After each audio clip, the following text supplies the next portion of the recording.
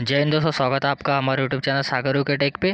तो दोस्तों, जैसे कि आप सभी कैंडिडेट बोल रहे थे कि सर आपको हमें प्रीवियस ईयर क्वेश्चन पेपर जो वो करवा दीजिए, तो देखिए उसी को लेकर आज हम इस वीडियो में डिस्कस करने वाले हैं। तो कुल मिलाकर हम 75 क्वेश्चन जो टेक्निकल से बनते हैं तो उसको पूरा डिटेल में समझने वाले हैं। ठीक है, तो चैनल पर नहीं तो सब्सक्राइब कर दीजिएगा और बेल आइकन को भी ऑन कर दीजिएगा। ठीक है, तो चलिए बिना देर गवाए हम स्टार्ट करते हैं। तो देखिए, सबसे पहले तो जो आपका ऐसे टेक्निकल अटेंडेंट का जो एग्ज़ाम होता है उसमें तो नेगेटिव मार्किंग नहीं होती है। ठीक है, नो नेगेटिव मार्किंग, यानी क्या करिएगा, अगर नहीं भी आ रहा है तो कुछ अंदाजे से मार दीजिएगा। ठीक है, यानी इसमें नेगेटिव मार्किंग नहीं होती है, तो आपको डरने की कोई भी बात नहीं है कि आपको नेगेटिव में चले जाएंगे। ठीक है, तो चलिए देखते हैं। तो देखिए, आज का अपना पहला क्वेश्चन है। तो देखिए, लोहे के उपकरण में जंग मुख्य रूप से किस वजह से लगती है। तो देखिए, जो लोहे का एक उपकरण होता है तो उसमें आपको देखा होगा एक रेड कलर का, मानो डार्क रेड कलर का एक थर जो है चढ़ जाता है। तो वो किस वजह से आता है, तो देखिए वो होता है आपका वायुमंडलीय हवा और पानी के साथ लोहे की। ठीक है, यानी जो आपका लोहा है वो वायुमंडलीय हवा और पानी के संपर्क में जब आता है तो क्या होता है, उसमें एक प्रकार का जहाँ पे जंग चढ़ जाता है। ठीक है, चलिए अगला क्वेश्चन देखते हैं। कंडक्टर में विद्युत धारा के प्रवाह का कारण होता है। तो देखिए, जो आपका कंडक्टर होता है तो उसमें विद्युत धारा किस वजह से फ्लो होती है, तो वो होती है आपकी इलेक्ट्रॉन की वजह से। ठीक है, इलेक्ट्रॉन क्या होता है, एक सिरे से दूसरे सिरे की तरफ क्या होते हैं, एक प्रकार से ट्रैवल करते हैं। ठीक है, तो उसी वजह से उसमें क्या होता है, विद्युत धारा का यहाँ पे प्रवाह का फ्लो होता है। पहाड़ियों पर पानी कम तापमान पर उबलने लगता है, क्योंकि तो देखिए, जो पहाड़ी होती है, जैसे हम ज़मीन से ऊंचाई की तरफ जाते हैं तो क्या होते हैं, जो दबाव होता है वहाँ पे कम हो जाता है। ठीक है, तो देखिए इसका जो आपका राइट आंसर बन जाएगा, पहाड़ियों पर हवा के दबाव में कमी होती है। ठीक है, तो देखिए जो जो यहाँ पे आपको दिख रहा होगा कुछ ऐसे येलो कलर में, और साथ ही ये ऐसे देखिए, तो इस पर मत जाइएगा, ये किसी कैंडिडेट का पेपर है जो उसने उसके मन से जो किया होगा वो वहाँ पे उसने टिक किया है। ठीक है, तो मैं आपको जो पूरा राइट आंसर यहाँ पे बता रहा हूँ। अपना चौथा क्वेश्चन है, टेलीफोन लाइन की सर्ज इम्पीडेंस होता है। तो देखिए, जो आपके टेलीफोन लाइंस होते हैं, तो पहले तो देख लीजिए उसका जो सर्ज इम्पीडेंस होता है वो होता है आपका 75 ओम्स। ठीक है, और साथ ही देखिए जो आपकी ओवरहेड लाइन होती है। ठीक है, ओवरहेड लाइन, तो ओवरहेड लाइंस का जो आपका सर्ज इम्पीडेंस होता है तो वो होता है आपका 400 ओम। ठीक है, मैं आपको एक्स्ट्रा डिटेल भी दे रहा हूँ तो उसको भी पढ़ के जाइएगा। और साथ ही जो आपका अंडरग्राउंड केबल है, ठीक है, अंडरग्राउंड, तो उसका होता है आपको 40 ओम। ठीक है, ये 400 ओम होता है ओवरहेड का और 40 ओम होता है आपका अंडरग्राउंड का। अगला, दो कैपेसिटर C1 और C2 श्रृंखला में जुड़े हैं तो उनका सममूल्य कैपेसिटेंस हमें बताना है। श्रृंखला में यानी देखिए,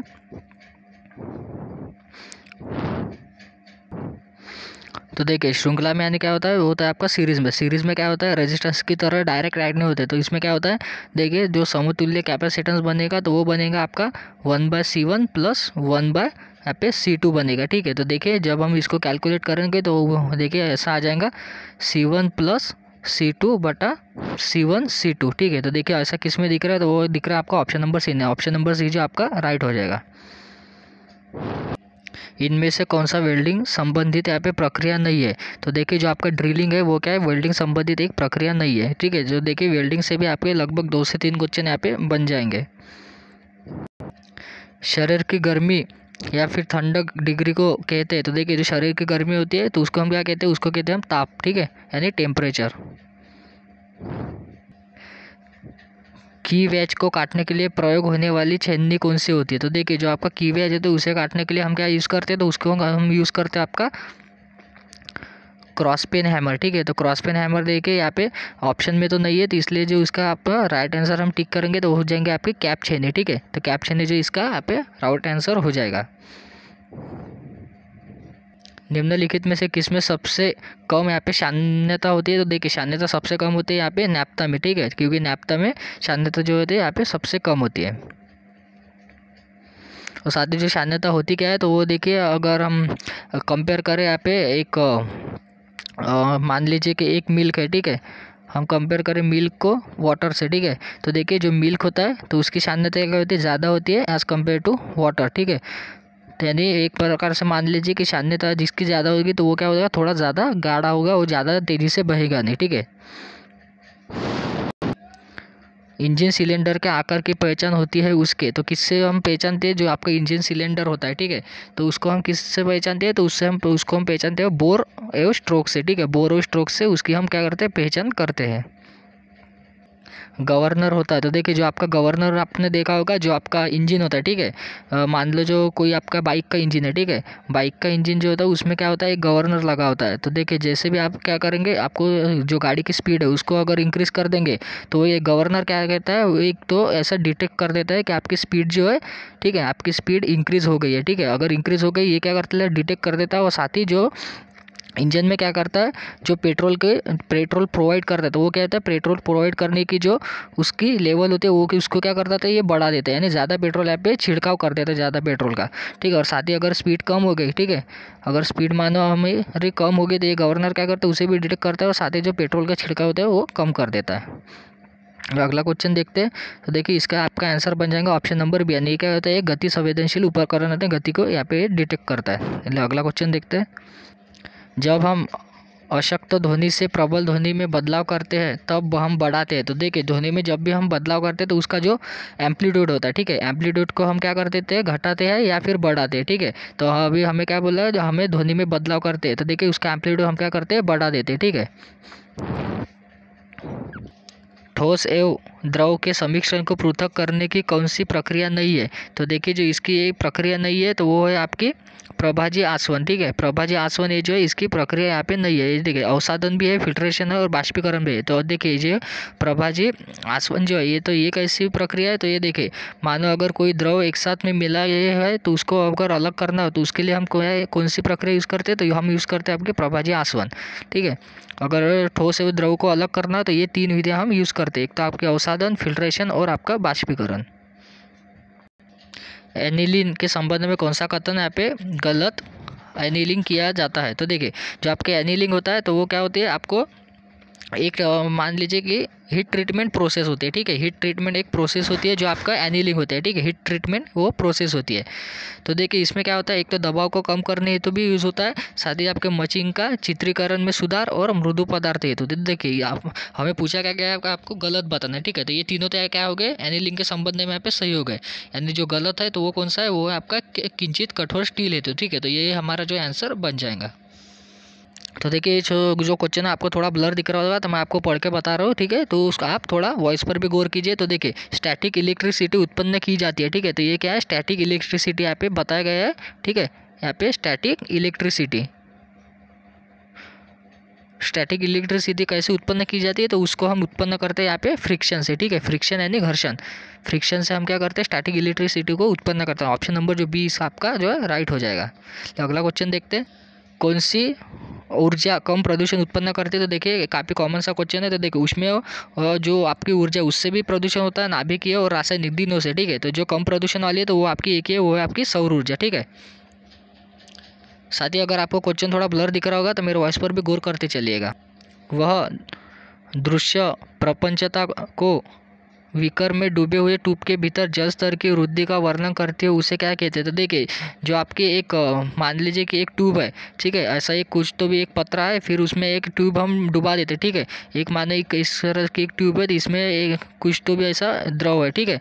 तो ये द्रव जब ऐसा ऊपर चढ़ता है तो वही पूछा गया है कि उस प्रोसेस को क्या बोलते हैं, तो उसको हम बोलते हैं यहाँ पे केशिकत्व, ठीक है, केशिकत्व। तो इसमें क्या होता है, ये ऊपर चढ़ जाता है। अगला क्वेश्चन देखते हैं। मोटर की गति के द्वारा भिन्न हो सकती है। तो देखिए आपको हमें बताना है कि मोटर की गति जो होती है हम किसके द्वारा जो इसको बदला जा सकता है। तो देखिए जो आपका IUCN ने जो इसका आंसर बताया तो वो बताया था, सिर्फ यही बताया था, ठीक है। यानी फ्रीक्वेंसी की आपूर्ति में अगर परिवर्तन कर दे तो क्या होता है, मोटर की गति भिन्न हो सकती है। तो लेकिन देखिए यहाँ पे ये नहीं बताया गया है कि आपकी मोटर कौन सी है, ठीक है। तो देखिए मोटर की गति का फार्मूला क्या होता है, तो वो देखिए आपका फार्मूला होता है, देखिए मैं आपको यहाँ पे दिखा देता हूँ, 120F बटा क्या होता है आपका, होता है आपका P, ठीक है। तो देखिए अगर इसको रिलेट करें तो देखिए एक तो वो फ्रीक्वेंसी भी डिपेंड होती है और साथ ही जो आपके पोल है उस पर भी यहाँ पे डिपेंड होती है, ठीक है। तो देखिए ऑप्शन में हमें क्या फ्रीक्वेंसी भी मिल जा रही है और जो आपकी पोल की संख्या वो भी मिल जा रही है, ठीक है। तो देखिए जैसे प्रैक्टिकली देखे जाए तो IUCN ने तो इसका ये दिया था करेक्ट, लेकिन जो इसका ये दोनों भी यहाँ पे करेक्ट आंसर है, ठीक है। ये दोनों भी इसके करेक्ट आंसर है। तो देखिए इसका जो है ये दोनों करेक्ट आंसर है मेरे हिसाब से। तो जैसे कि हम फार्मूले से रिलेट करके अगर देखें तो ठीक है, फ्रीक्वेंसी में भी बदलाव किए तो होती है मोटर की गति चेंज, और पोल्स की संख्या में भी परिवर्तन करने से गति यहाँ पे चेंज हो सकती है। 3 प्रावस्था वाले इंडक्शन मोटर की दिशा किसके द्वारा उल्टी की जा सकती है। तो ये बताना है कि जो आपकी 3 फेज इंडक्शन मोटर है तो उसकी दिशा हम किसके द्वारा यहाँ पे बदल सकते हैं। तो देखिए वो बदलने के लिए यहाँ पे देखिए, एक तो आप मान लीजिए, देखिए ऑप्शन पहले ये देख लेते हैं, सर्किट में फ्रीक्वेंसी में परिवर्तन करना, ये तो नहीं, ये तो स्पीड के लिए हो जाएगा। ठीक है, हमें क्या बोला गया कि उसकी दिशा में उल्टी करनी है। ठीक है, दिशा उल्टी करने के लिए देखिए इंडक्शन मोटर के किसी भी 2 आपूर्ति टर्मिनल को इंटरचेंज कर दे। तो देखिए ये भी जो है आंसर आपका सही हो जाएगा। लेकिन देखिए फेस क्रम में परिवर्तन, तो देखिए अगर आप सप्लाई टर्मिनल को अगर इंटरचेंज कर रहे हैं तो क्या हो जाएगा, सीधा सीधा सा रिलेट हो जाता है। देखिए फेस क्रम में क्या हो जाएगा, परिवर्तन हो जाएगा। तो देखिए जो इसका बी और सी है ये दोनों भी क्या हो जाएंगे, आपके राइट हो जाएंगे। तो जो आपका ऑप्शन नंबर डी है जो है यहाँ पे इसका राइट हो जाएगा। ठीक है, ख या ग, ठीक है, यानी बी या सी जो इसका आपका राइट हो जाएगा। वह धातु स्टेनलेस स्टील में संक्षारण प्रतिरोध के लिए मुख्य रूप में प्रयोग होती है। तो देखिए जो स्टेनलेस स्टील में मुख्य रूप से प्रयोग होने वाली धातु कौन सी होती है, तो वो होती है आपकी क्रोमियम। ठीक है, कौन सी होती है, क्रोमियम हम यूज़ करते हैं। तो ऑप्शन नंबर डी जो आपका राइट हो जाएगा। चलिए अगला क्वेश्चन देखते हैं।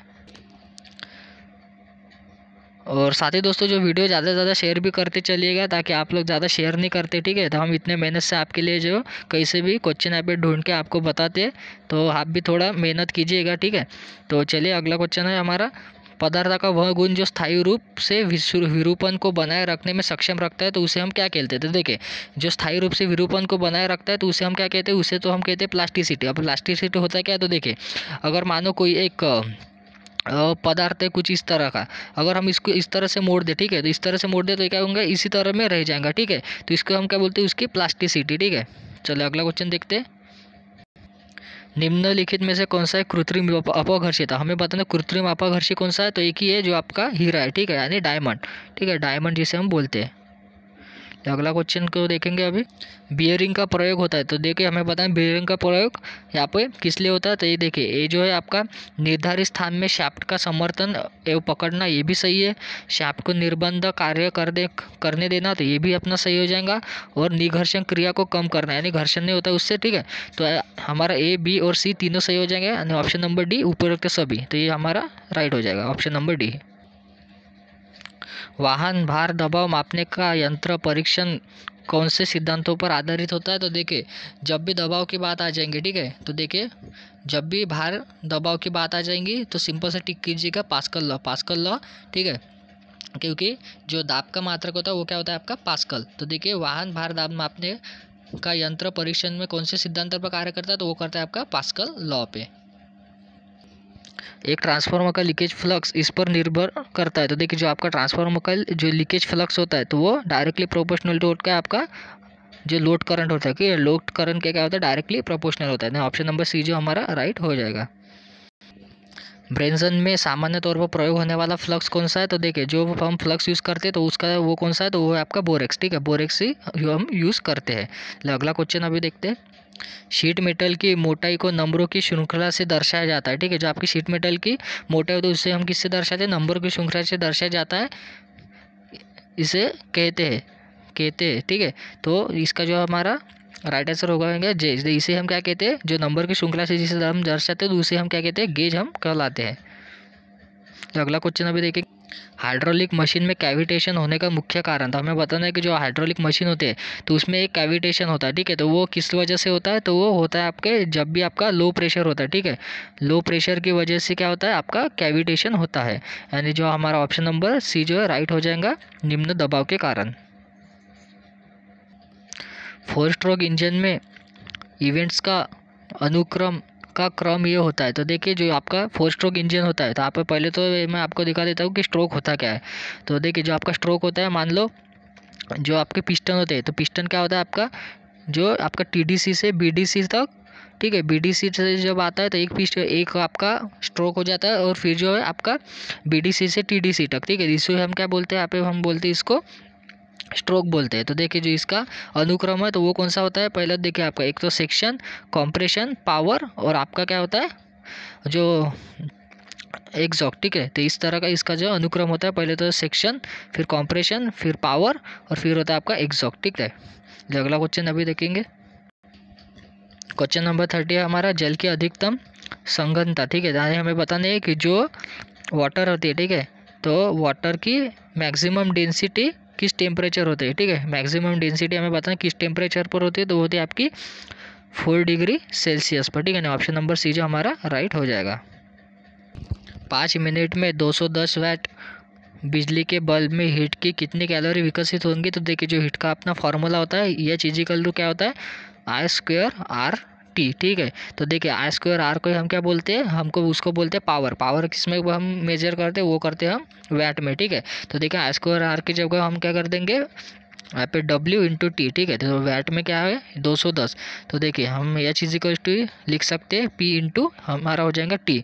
तो देखिए जैसे हम इसमें वॉल्यू रखेंगे तो एच इजिकल टू क्या हो जाएगा हमारा 210 वैट इंटू टी कितना है 5। तो 5 हमको क्या मिनट में लेना है, वो लेना है हमें सेकंड में, इसलिए हम कर देंगे गुना 60। तो देखिए जैसे हम इसका कैलकुलेशन करेंगे तो हमारा आ जाएगा 63,000 हमारा जो है यहाँ पे आंसर आ जाएगा। तो ऑप्शन नंबर सी जी इसका राइट हो जाएगा। पेट्रोल इंजन का एयर फ्लू अनुपात किससे नियंत्रित होता है, तो देखिए ये क्वेश्चन भी मैं आपको जो है अभी जो मैंने शॉर्ट नोट दिए तो उसमें भी करवाया था, ठीक है। तो उसको अगर नहीं देखा तो देख लीजिएगा, सभी पार्ट में मैंने काफ़ी इंपॉर्टेंट क्वेश्चन यहाँ पे शामिल किए हैं जो आपके एग्जाम से लिए काफ़ी इंपॉर्टेंट साबित हो सकते हैं। तो देखिए पेट्रोल इंजन का एयर फ्लो अनुपात किससे नियंत्रित होता है, तो वो होता है आपका कार्बोरेटर से हम नियंत्रित करते हैं, ठीक है। अगर गवर्नर की बात करें तो मैंने आपके को बताया था, जो ये क्या होता है स्पीड हमें क्या करता है डिटेक्ट करता है, ठीक है। स्पीड डिटेक्ट करके क्या आता है, जो पेट्रोल का छिड़काव होता है वो कम ज़्यादा यहाँ पे करता है। अगर और फ्यूल पंप देखे, जो आपका फ्यूल टैंक होता है उसके पास लगा होता है यहाँ पे, उसे हम क्या बोलते हैं फ्यूल पंप हम उसे बोलते हैं, ठीक है। अभी अगला क्वेश्चन देखेंगे, निम्न गैस में कौन सा पृथ्वी के ओजोन परत में सबसे विनाशकारी प्रभाव डालती है, तो देखिए जो सबसे विनाशकारी होता है तो वो होता है आपका क्लोरोफ्लोरोकार्बन, ठीक है। क्लोरोफ्लोरोकार्बन जिसे हम किससे रिलेट करते हैं, उसको बोलते हैं CFC, यानी हम एक है क्लोरोफ्लोरोकार्बन जो ओजोन परत के लिए काफ़ी हानिकारक साबित होता है। चलिए अभी जो देखेंगे अगला क्वेश्चन, जल के हेड का 25 मीटर दबाव बराबर होता है, तो देखिए जो जल के हेड का जो आपका 25 मीटर दबाव किसके बराबर होता है, तो वो होता है आपका 245 किलो न्यूटन पर मीटर स्क्वायर के, ठीक है। तो ऑप्शन नंबर बी जो आपका राइट हो जाएगा। पादप के कारण कांच गीला नहीं होता, ठीक है। जो आपका पारद के कारण क्या होता है, अपना कांच जो है गीला नहीं होता, तो गीला नहीं होता है, तो यह कहते हैं जिससे गुण के द्रव्य। तो देखिए यही बताना है कि जो आपका पारद होता है उसकी वजह से क्या होता है आपका कांच गीला नहीं होता, तो वो गुण कौन सा होता है, तो वो किस वजह से होता है, तो वो होता है आपका जो सरफेस टेंशन होता है, ठीक है। इसे हम क्या बोलते हैं सरफेस टेंशन, यानी आपका पृष्ठ तनाव या फिर बोलते हैं सतह तनाव। तो उसकी वजह से क्या होता है, जो आपका कांच होता है वो गीला नहीं होता है। तो देखिए और मैं आपको 2 पॉइंट नोट करवा रहा हूँ, तो देखिए ससंजक बल आपने सुना होगा, देखिए जो आपका ससंजक बल होता है तो ये क्या होता है, एक ही पदार्थ के अणुओं के बीच में होने वाला बल कौन सा होता है, ससंजक बल। अगर बात करें देखिए यहाँ पे आसंजक बल दिया है, तो आसंजक बल क्या होता है कि दो अलग अलग पदार्थों के बीच में जो यहाँ पे बल होता है उससे बोलते हैं आसंजक बल। तो देखिए उसका मैं उदाहरण बता देता हूँ कि मानो कभी एक दीवार पर आप जो पेंट मारते हो तो पेंट उस पर क्या होता है चिपक जाता है, तो वही किस कारण चिपकता है, तो वो चिपकता है आपके आसंजक बल के कारण। तो आसंजक बल देखिए पेंट के अणु और जो आपकी दीवार के अणु होते हैं इनके बीच का बल के कारण क्या होता है उस आसंजक बल होता है और वो चिपक जाते हैं, ठीक है। तो आसंजक बल के कारण क्या होता है पेंट दीवार पर चिपक जाता है। विद्युत ऊर्जा का मापन करने वाला उपकरण है, तो कौन सा उपकरण है, तो वो हम यूज़ करते हैं आपका जो वैट आवर मीटर होता है, ठीक है। वैट आवर मीटर का ही हम क्या करते हैं यूज़ करते हैं, ऑप्शन नंबर बी जो इसका आपका राइट हो जाएगा। देखो अगला क्वेश्चन है एडमिटेंस इसका रेसिप्रोकल होता है, तो देखिए जो आपका एडमिटेंस होता है तो एडमिटेंस को कैसे रिलेट करते हैं हम, तो देखिए जो आपका एडमिटेंस होता है उसको रिलेट करते हैं हम वाई से, ठीक है। और एक किसका रेसिप्रोकल होता है, तो वो होता है आपका देखिए जो आपका इम्पीडेंस होता है, तो इम्पीडेंस को किससे रिलेट करते हैं हम करते हैं इसको जेड से, ठीक है। यानी वाई रेसिप्रोकल ऑफ इम्पीडेंस। तो देखिए ऑप्शन नंबर डी जो हमारा यहाँ पे राइट हो जाएगा। इलेक्ट्रिकल मशीनों में रोटेशनल लॉसेस में ये लॉसेस होते हैं, तो कौन से लॉसेस होते हैं, देखिए जो आपका फ्रिक्शन और वाइंडेड लॉक है, ये दोनों लॉसेस क्या होते हैं इलेक्ट्रिकल मशीनों में हमें देखने को मिलते हैं। एक साधारण सर्किट में विद्युत प्रवाह को मापने के लिए एक एमीटर इस तरह से जुड़ा हुआ था। तो देखिए, जो आपका साधारण सर्किट, अगर विद्युत प्रवाह को मापना है, यानी हमें किससे मापना है, हमें मापना है यहाँ पे करंट को। तो करंट को मापने के लिए एमीटर किससे में जुड़ा होता है, तो हम जोड़ते हैं उसको सीरीज़ में, ठीक है। तो किस में जोड़ेंगे हम जोड़ेंगे इसको सीरीज़ में, यानी बैटरी की श्रृंखला में हम इसको जोड़ेंगे। तो ऑप्शन नंबर बी हमारा करेक्ट हो जाएगा। यदि कंडक्टेंस इजिकल्स टू सीमेंस होता है, तो देखिए यहाँ पे क्या दिया गया है, जो आपका कंडक्टेंस होता है, कंडक्टेंस को कैसे दर्शाते हैं हम, तो देखिए मैं आपको एक, देखिए जी को क्या बोलते हैं हम बोलते हैं जी को ही बोलते हैं हम यहाँ पे कंडक्टेंस, ठीक है। तो कंडक्टेंस का यहाँ पे जो यूनिट होता है तो वो क्या होता है, वो होता है आपका मो, ठीक है। कंडक्टेंस का यूनिट क्या होता है, मो। कैसे दर्शाते हैं, तो देखिए कुछ इस तरह से वो होता है, यानी उल्टे ओहम की तरह। और मो को ही हम क्या बोलते हैं, मो को हम बोलते हैं यहाँ पे सीमेन, ठीक है। मो को ही हम बोलते हैं सीमेन। तो देखिए अभी ये डायरेक्टली रिलेशन है, यानी कंडक्टेंस का हमें यूनिट दिया है सीमेन। तो इसमें हमें बताना है कि किसका यूनिट यहाँ पे सही है। तो देखिए कैपेसिटेंस का हेनरी नहीं होता है, कैपेसिटेंस का क्या होता है यहाँ पे, कैपेसिटेंस का होता है फैरेड, ठीक है। कैपेसिटेंस का होता है फैरेड। अगर हम बात करें अधिष्ठापन, यानी इसका क्या बोलते हैं आपको, अपना इंडक्टर। तो इंडक्टर क्या होता है, इंडक्टर का होता है हेनरी, ठीक है, हेनरी। और जो आपका राइट आंसर हो जाएगा तो हो जाएगा रेजिस्टेंस का ओम, क्योंकि इनका जो यूनिट है वो अलग अलग दिया है, ये दोनों भी और ये तीनों भी क्या है हमारे गलत है।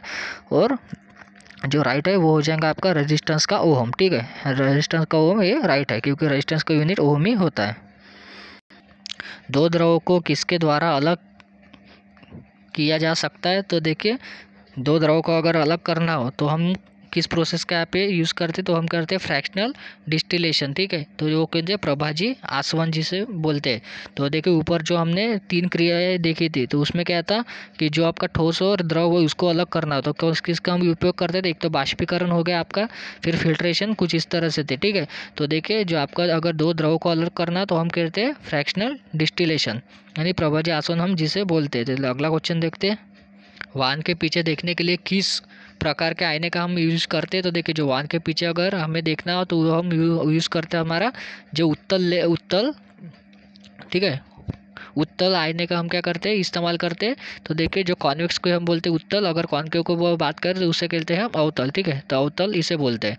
तो इंग्लिश में भी आप याद रखिएगा, काफ़ी बार हम कंफ्यूज हो जाएंगे, ठीक है। तो इसलिए जो है इंग्लिश और जो हमारा हिंदी है दोनों की वर्ड जो है आप याद रखिए ताकि कंफ्यूज ना हो। निम्नलिखित में से सबसे कठोर कोयला कौन सा है, तो देखिए सबसे कठोर जो कोयला आपका होता है तो वो होता है आपका एंथ्रासाइट कोयला, यानी ऑप्शन नंबर जो डी है आपके सही यहाँ पे हो जाएगा। अभी अगला क्वेश्चन देखते हैं, स्पॉट वेल्डिंग में प्रयोग किया गया इलेक्ट्रोड का टिप होता है। तो देखिए जो स्पॉट वेल्डिंग होते हैं तो उसमें जो हम इलेक्ट्रोड का टिप हम यहाँ पे यूज़ करते हैं तो वो किसका बना होता है, तो वो बना होता है आपका कॉपर का, ठीक है। कॉपर का यानी किसका, तो तांबे का, यानी ऑप्शन नंबर सी जो हमारा यहाँ पे राइट हो जाएगा।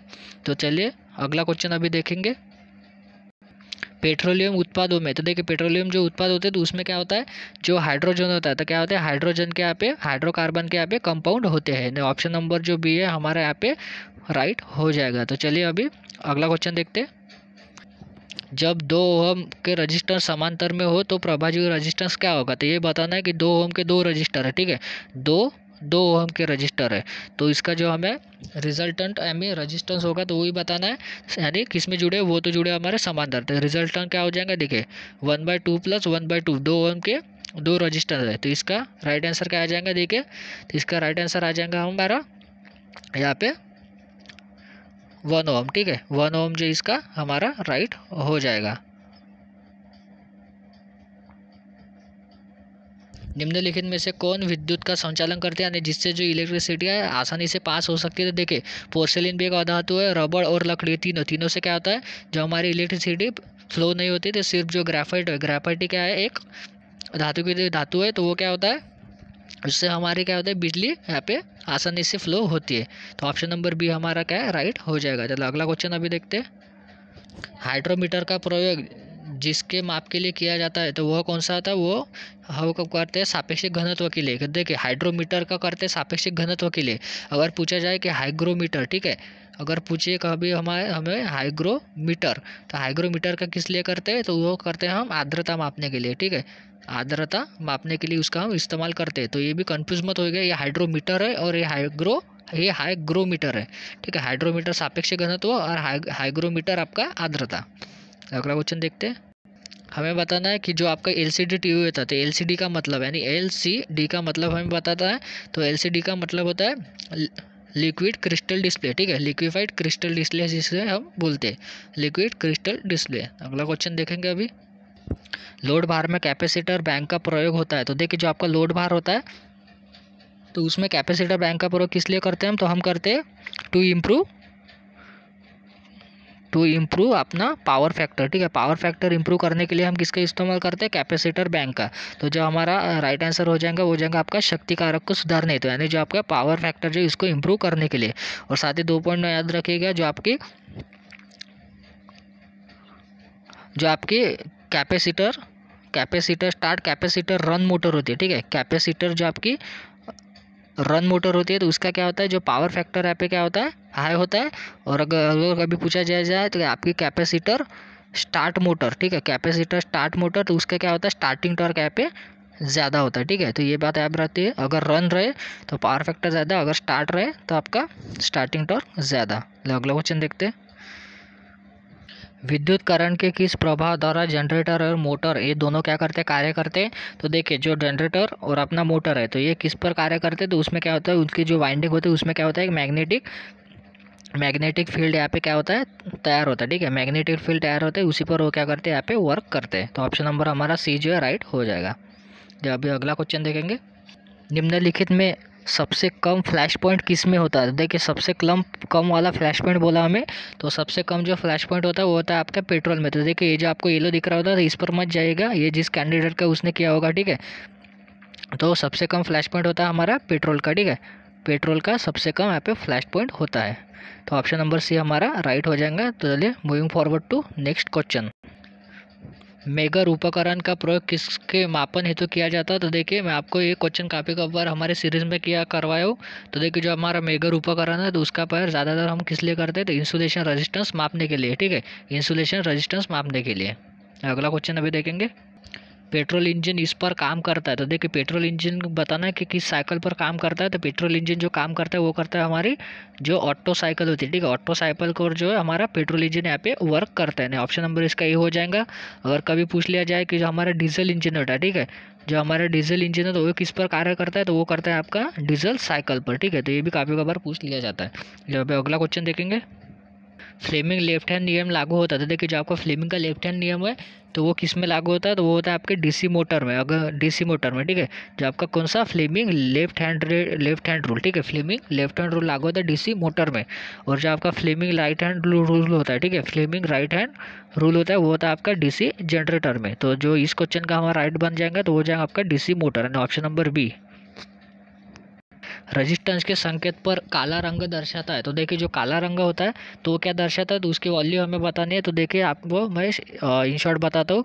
तो देखिए आपने ये सुना होगा कि बी रॉय, ये ऐसा B B Roy Great Britain has very good यहाँ पे वाइफ। तो इसका जो है कलर कोड है, ठीक है। इसका होता है black, brown, red, orange, yellow, green, blue, violet, ठीक है। और ये यहाँ पे जी नहीं होता है और इसका होता है वाइट, ठीक है। तो इसका क्या होता है, ये थे 0 1, इसका होता है 1, इसका 2, इसका तो होता है 3, इसका 4 5 6 7 और 8 इस तरह से। तो देखिए जो आपका पहले आता है ब्लैक, फिर आता है ब्राउन, यानी ब्लैक का कितना होता है यहाँ पे 0, ठीक है। ब्लैक का क्या दर्शाता है, तो 0 वैल्यू यहाँ पे दर्शाता है। अगला क्वेश्चन देखेंगे। हवा में पीतल का रंग यहाँ पे उड़ जाता है क्योंकि वायु में निम्नलिखित में से कौन सा गैस उपस्थित होता है। तो देखिए जो हवा जो आपका पीतल का रंग उड़ने का सबसे मेन कारण क्या होता है, तो वो होता है आपका हाइड्रोजन सल्फाइड गैस, ठीक है। हाइड्रोजन सल्फाइड गैस के कारण क्या होता है, जो आपका पीतल होता है उसका रंग यहाँ पे उड़ जाता है, या फिर काफ़ी कबार उसमें जो है हरे रंग का यहाँ पे जो थर हो वो चढ़ जाता है। ऑप्शन नंबर हमारा बी यहाँ पे राइट हो जाएगा। एक बॉडी के गति समय का ग्राफ समय अक्ष के समांतर सीधी रेखा है, तो इसका मतलब बॉडी। तो देखिए हमें बताना है इसका रिलेशन। तो देखिए मैं आपको इसका रिलेशन पहले तो ड्रॉ करके देता हूँ। तो देखिए तो समय, गति और समय का हमें ग्राफ बताया गया है। तो देखिए गति और समय का ग्राफ कुछ इस तरह से बनेगा। मान लो ये हो गई आपकी स्पीड और ये हो गया आपका टाइम, ठीक है। और क्या बोला गया है, कि गति समय ग्राफ समय अक्ष के समांतर है, ठीक है। जो समय है वो अक्ष के क्या है, समांतर है। तो देखिए इसमें समय है कुछ इस तरह से समांतर है। तो इस ग्राफ से क्या है हमें दिख रहा है, तो देखिए जो आपकी स्पीड है, स्पीड तो एक ही जगह पर है, वो एक ही कांस्टेंट बनी हुई है, ठीक है। स्पीड जो हमारी क्या है कांस्टेंट यहाँ पे बनी हुई है, और साथ ही जो समय है वो क्या है हर वक्त क्या होता है यहाँ पे चेंज होता जा रहा है, ठीक है ना। जो आपका हमारा टाइम है वो क्या होता है बदलता रह रहा है, और जो हमारा समय है वो क्या कांस्टेंट बना रहा है, ठीक है। तो इसमें जो हमारा स्पीड कांस्टेंट है और समय यहाँ पे बदल रहा है। तो देखिए इस पर अगर हम रिलेट करके आंसर देने की कोशिश करें तो उसका हमारा आंसर बन जाएगा कि यूनिफॉर्म स्पीड, यानी देखिए इस ग्राफ में हमने देखा था कि क्या होता है हमारी जो स्पीड है वो कांस्टेंट बनी रही है, ठीक है। तो ऑप्शन नंबर बी जो है हमारा राइट हो जाएगा, यूनिफॉर्म स्पीड इसका राइट आंसर हो जाएगा। सीमन अथवा एमएचओ की इकाई है, तो देखिए जो सीमन हमें ऊपर आपको पूरा डिटेल में बताया था, ठीक है। तो देखिए जो आपका सीमेन होता है और साथ में एमएचओ यानी होता है आपका मो, ठीक है। सीमेन और मो ये दोनों किसकी इकाई है, तो वो होती है आपकी कंडक्टेंस की, ठीक है। कंडक्टेंस की इकाई होती है। तो इसका राइट आंसर हो जाएगा आपका ऑप्शन नंबर ए, ठीक है, कंडक्टेंस की। और कभी कभार पूछ लिया जाता है कि मो का कैसे लिखते हैं, मो को, तो मो को लिखते हैं उल्टे ओहम की तरह, इस तरह से, ठीक है। अभी अगला क्वेश्चन हमें देखेंगे। अगर एकल प्रावस्था मोटर का कैपेसिटर मोटर को शॉर्ट करता था, देखिए यही बोलने में बताया गया है, जो आपकी सिंगल फेज मोटर होती है, ठीक है। तो उसमें अगर कैपेसिटर क्या होता है शॉर्ट हो जाता है तो मोटर स्टार्ट हो गया नहीं। तो देखिए सबसे मेन बात, जब कैपेसिटर जब भी स्टार्ट होता है तो कैसा होता है फेज स्प्लिट यहाँ पे होता नहीं है, ठीक है। और साथ में स्टार्टिंग में टॉर्क भी उत्पन्न नहीं होता है। तो इस वजह से क्या होता है जो आपकी यह मोटर होती है वो क्या होता है शुरू ही नहीं होगी, यानी स्टार्ट ही नहीं होगी, ठीक है। स्टार्ट यहाँ पे नहीं होगी, नो स्टार्ट। तो अगला क्वेश्चन अभी देखेंगे। वितालव्यरंजन प्रक्रिया के बाद धातु क्या होती है यहाँ पे सख्त और क्या हो जाती है अधिक सख्त और अधिक क्या हो जाती है, तो वो हो जाती है आपकी भंगुर हो जाती है, ठीक है। और जो आपको ये दिख रहा होगा ठीक है वितालव्यरंजन, तो इसके हम क्या बोलते हैं, इसे हम बोलते हैं हार्डनिंग, ठीक है। हार्डनिंग हम जिसे बोलते हैं, ठीक है, हार्डनिंग। तो देखिए क्या होता है इस प्रक्रिया के बाद धातु एक तो काफ़ी सख्त हो जाती है, हार्ड हो जाती है, और क्या होता है अधिक भंगुर हो जाती है, ठीक है, अधिक भंगुर हो जाती है। ऑप्शन नंबर ए जो इसका राइट आंसर हमारा हो जाएगा। कच्चे पेट्रोलियम तेल होता है, तो देखिए जो कच्चा हमारा पेट्रोलियम तेल होता है तो वो क्या होता है हमारा फोजिल ऑयल होता है, ठीक है। फोजिल तेल हमारा होता है, फोजिल जिसे हम क्या बोलते हैं हमारा जीवाश्म ईंधन वो होता है, ठीक है। जीवाश्म ईंधन वो हमारा होता है जो हमारा फोजिल तेल होता है, ठीक है, यानी कच्चा पेट्रोलियम तेल, इसे क्या बोलते हैं हम जीवाश्म ईंधन हम बोलते हैं। तो हमारा ऑप्शन नंबर जो यहाँ पे बी हमारा राइट हो जाएगा। नाभिकीय ऊर्जा में निम्न में से कौन से धातु का उपयोग किया जाता है, तो देखिए जो आपकी नाभिकीय ऊर्जा होती है, ठीक है। तो नाभिकीय ऊर्जा किस पर कार्य करती है, तो वो करती है हमारी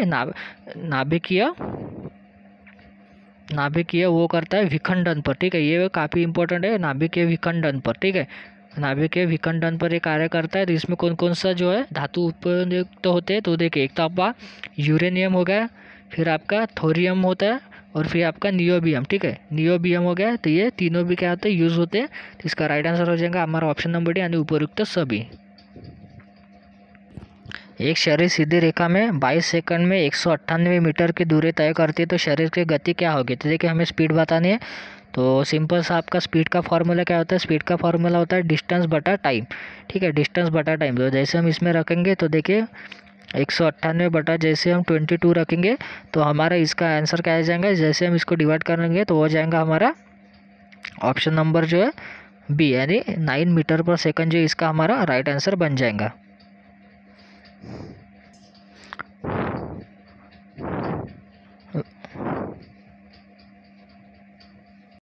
देखिए 65 नंबर का क्वेश्चन का देख लेते हैं। देखिए व्यापित परीक्षण विधि का प्रयोग सामान्यतः पता लगाने के लिए किया जाता है।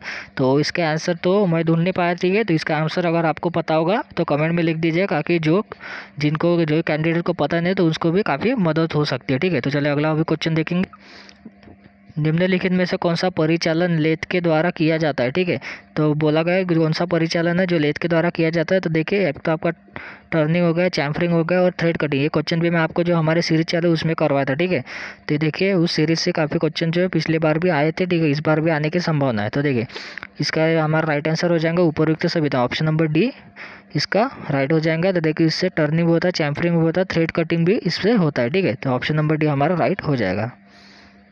पीतल जिसका मिश्र धातु है वह है। तो देखिए जो पीतल किसका मिश्र धातु है, तो वो था आपका एक, तो देखिए आपका एक कॉपर प्लस क्या होता है उसमें, कॉपर प्लस होता है जिंक, ठीक है, कॉपर और जिंक यानी जस्ता एवं तांबा। अगला क्वेश्चन देखते हैं। गैस उपभोज्य इलेक्ट्रोड का प्रयोग निम्न में से कौन सी जलाई प्रक्रिया के दौरान किया जाता है, तो वो हो जाएगा आपका TIG, ठीक है, TIG जो है इसका राइट आंसर हो जाएगा, TIG का ही हम यहाँ पे प्रयोग करते हैं। तो अगला क्वेश्चन देखेंगे। 1 हॉर्स पावर बराबर होता है, तो देखिए काफ़ी सिंपल सा क्वेश्चन है। 1 हॉर्स पावर बराबर कितना, 746 वैट, ठीक है। अगर पूछा जाए कभी कभार कि आपका मेट्रिक में बताओ, ठीक है, मेट्रिक में बताओ, तो मेट्रिक में कितना होता है, 1 HP इजिकल्स टू होता है आपका 735, ठीक है, 1 HP होता है आप इजिकल्स टू 735 वैट, ठीक है। तो ये भी कभी कभार पूछ लिया जाता है, और 746 इसका आपका राइट हो जाएगा। अगर मेट्रिक में पूछे तो 735।